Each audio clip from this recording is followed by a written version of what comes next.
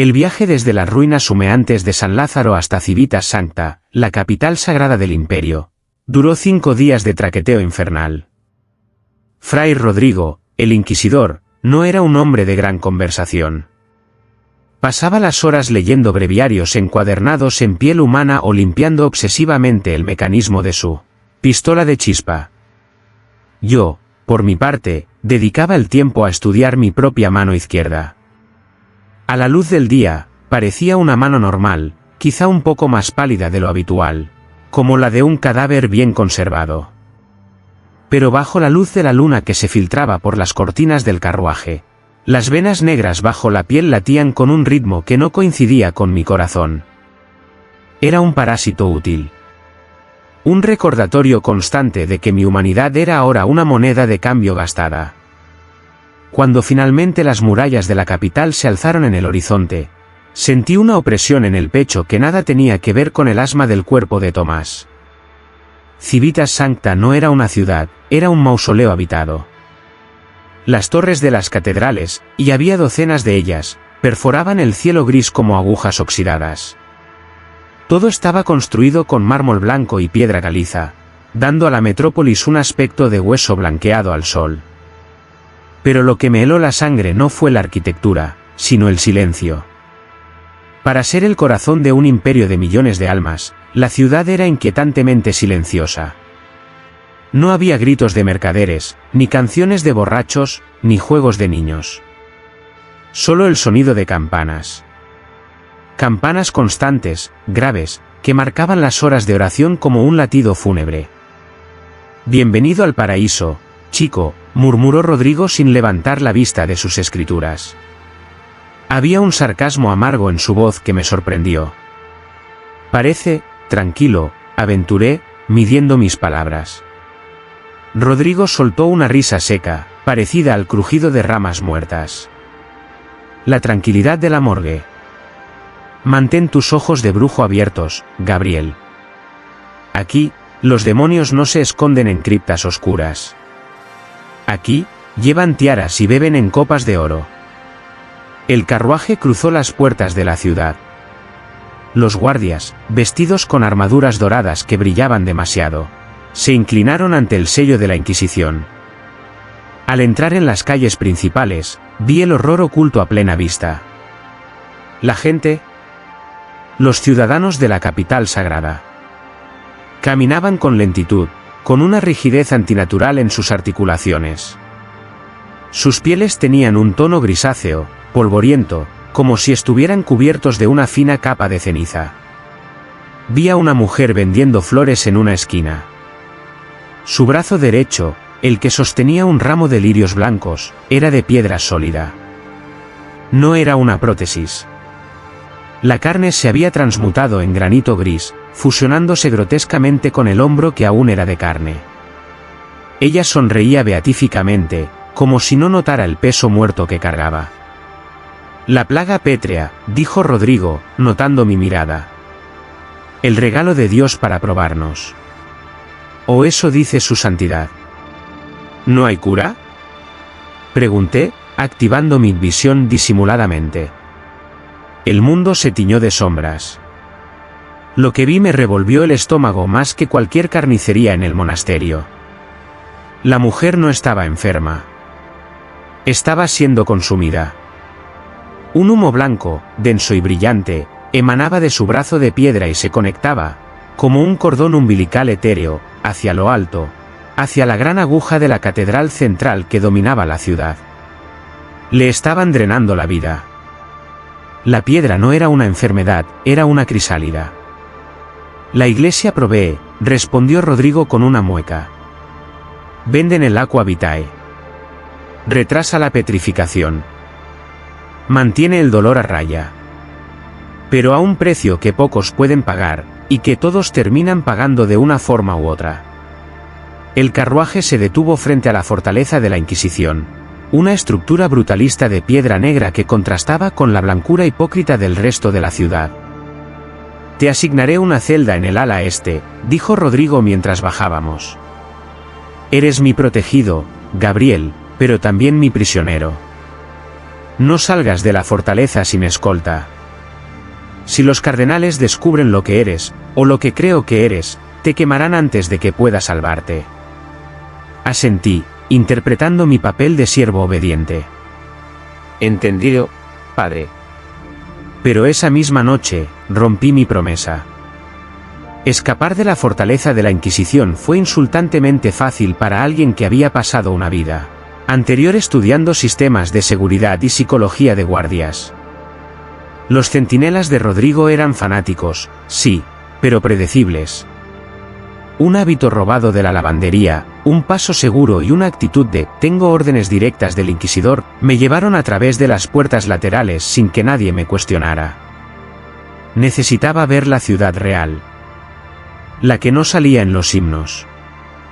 Mis pasos me llevaron lejos de las avenidas de mármol, descendiendo hacia los barrios bajos que se apiñaban contra las murallas exteriores como percebes en el casco de un barco. Aquí, el hedor a incienso desaparecía, reemplazado por el olor honesto a mierda, sudor y desesperación. Este era el barrio de los lamentos. El vertedero donde la iglesia arrojaba a aquellos que ya no podían pagar el aqua vitae. Las calles eran estrechas y laberínticas. Aquí, la plaga pétrea acampaba a sus anchas.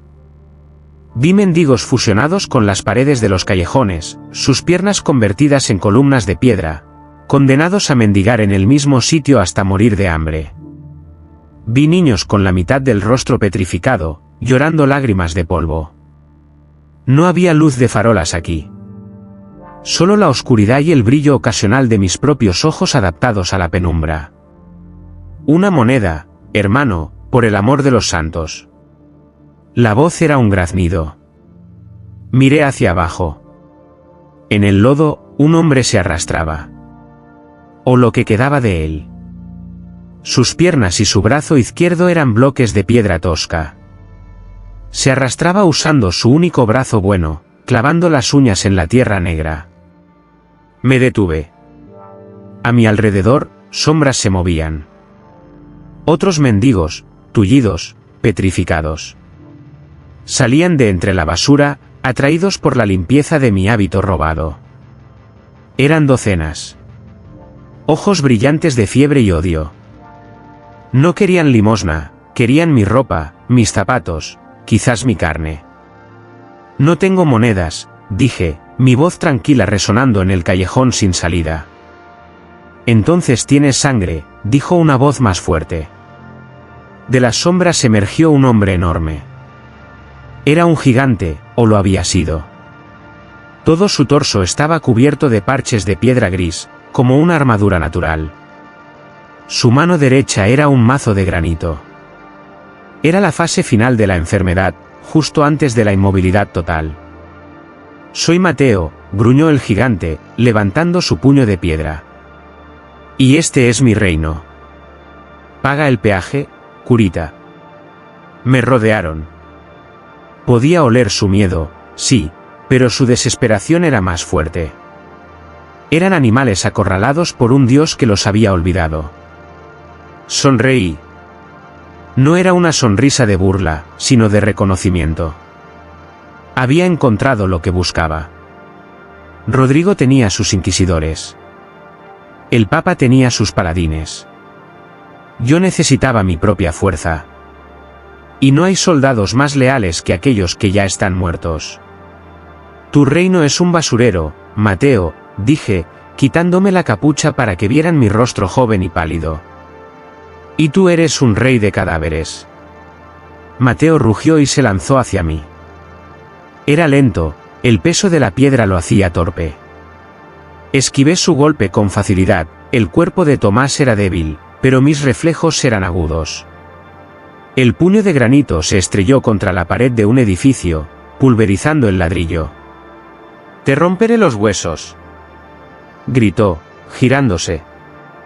«No», dije, levantando mi mano izquierda. Me quité el guante. «Yo te romperé el alma. Y luego la volveré a armar». Cuando Mateo volvió a cargar, no me aparté.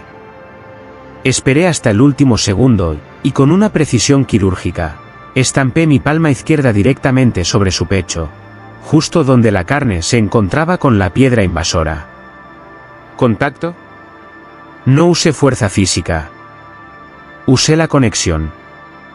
Abrí las compuertas de la negrura que habitaba en mi brazo. Despierta, ordené mentalmente a la corrupción. El efecto fue instantáneo. Mateo se arqueó hacia atrás, un grito ahogado en su garganta. La piedra de su cuerpo no desapareció. Hizo algo peor. Cambió. Las vetas grises de granito se tornaron negras como la obsidiana. Empezaron a brillar con un pulso rojizo, como magma enfriándose. La infección, que antes era una carga muerta, cobró vida. Mateo cayó de rodillas, jadeando. Se miró el brazo. Ya no era un bloque inerte que apenas podía mover. Ahora, la piedra negra se flexionaba, crujía y se adaptaba como una segunda piel, como una armadura viviente. El dolor de la enfermedad había desaparecido, reemplazado por un poder frío y embriagador. El resto de los mendigos retrocedió, aterrorizados y fascinados. Mateo levantó la vista.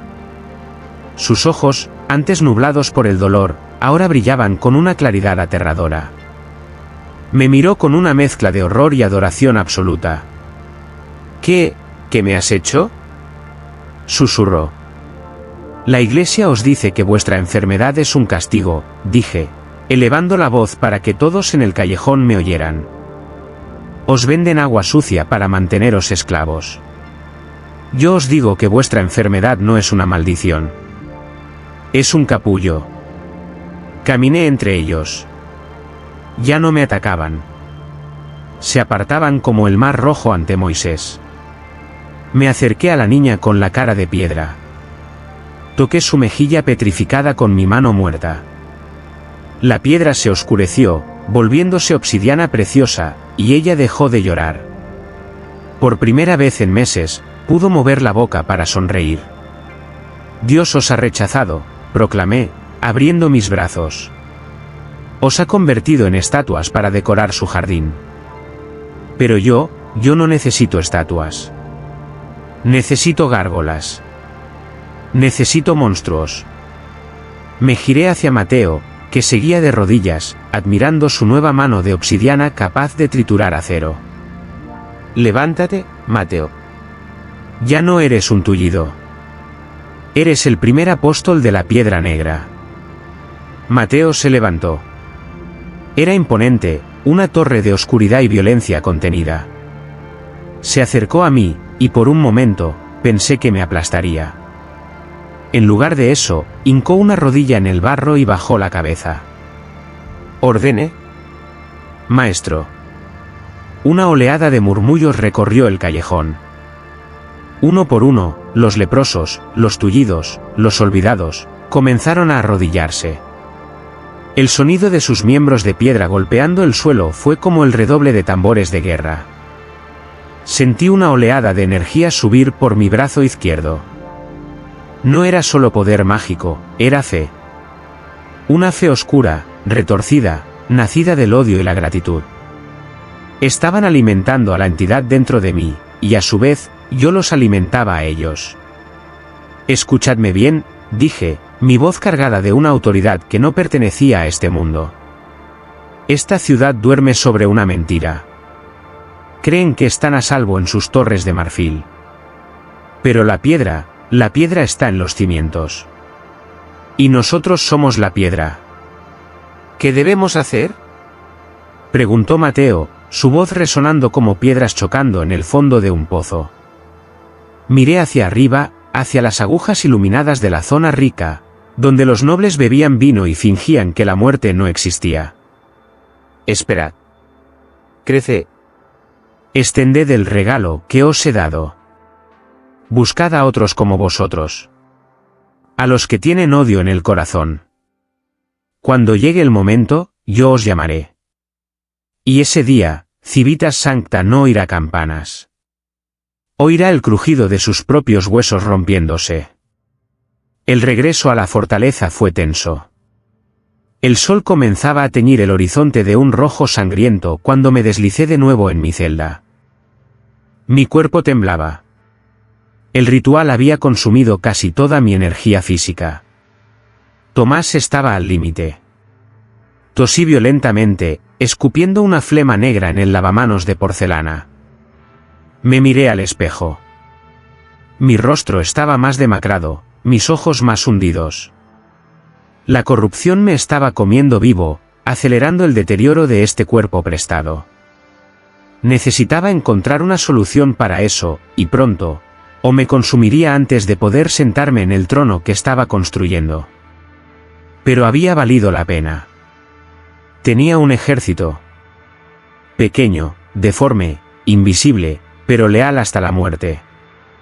Mientras Rodrigo jugaba a la política con los cardenales y buscaba herejes en las bibliotecas, yo había plantado una semilla de oscuridad en las alcantarillas. Me acosté en el catre duro, mirando el techo de piedra. De repente, una sensación extraña me invadió. No era la presencia de los dioses muertos, ni la vigilancia de Rodrigo. Era algo más sutil. Como si alguien me estuviera observando a través de una lente muy lejana. Cerré los ojos y me concentré, proyectando mi mente hacia afuera. Y entonces la vi. No estaba en la habitación. Estaba lejos, en el palacio más alto de la ciudad, junto a la catedral. Una mujer joven. Hermosa de una manera irreal, con cabello dorado que parecía emitir luz propia. Estaba sentada en un balcón, mirando hacia los barrios bajos, exactamente hacia donde yo había estado. Sus ojos eran de un azul cristalino, sin pupila, como dos zafiros perfectos. Y me estaba mirando. No a la ciudad. A mí. A través de kilómetros de piedra y aire, ella me veía. La santa. La reencarnada de la que hablaban los rumores. Ella sonrió. Fue una sonrisa dulce, inocente y absolutamente aterradora. Te veo, ladrón de cuerpos, susurró ella, y su voz resonó directamente en mi mente, clara como una campana de plata. Abrí los ojos de golpe en mi celda, empapado en sudor frío. El corazón me martilleaba. Mierda, susurré en la oscuridad. No era el único viajero en este mundo. Y ella jugaba en el bando de la luz. Pero esa luz que vi en sus ojos no era cálida. Era el fuego frío de una estrella que quema todo lo que toca. La partida de ajedrez acababa de comenzar, y mi oponente ya había movido su reina.